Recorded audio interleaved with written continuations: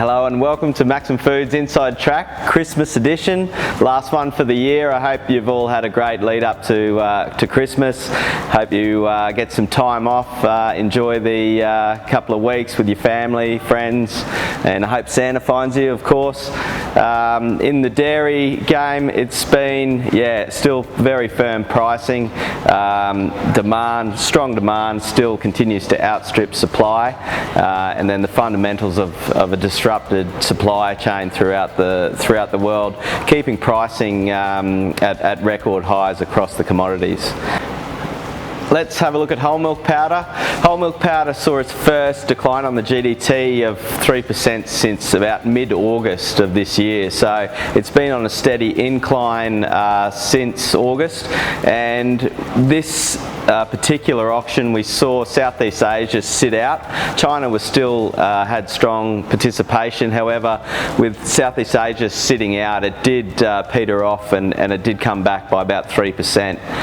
Not an unsurprising result this close to Christmas with this auction, but it does show that maybe whole milk powder has settled a bit just at those high 3,000 US.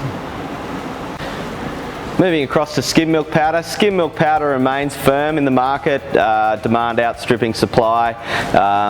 Same story as the last sort of 2 to 3 months on skim, with the EU milk down, US supply chain issues, and New Zealand milk relatively flat for the season.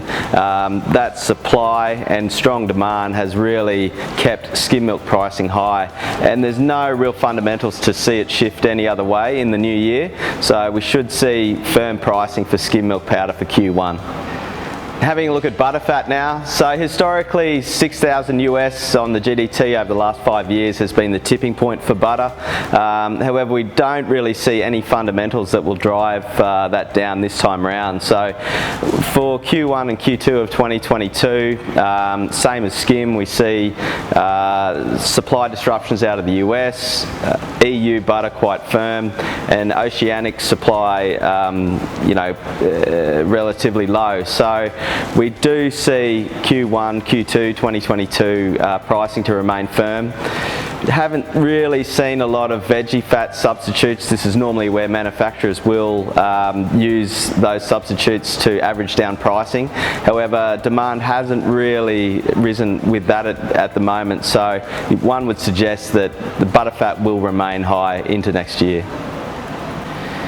Having a look at cheese now, so across the board, EU, US and Australia, New Zealand, we're seeing firm pricing. It's hard to see what the Omicron strain has done on domestic demand in the EU and the US, so it is hard to predict what it's going to look like for Q1, Q2 on the demand side of things. The US are still exporting a lot of cheese, even though it is difficult to get out of the country at the moment, but in Australia and New Zealand demand has been really high leading into Christmas, and where we've seen record pricing on the GDT.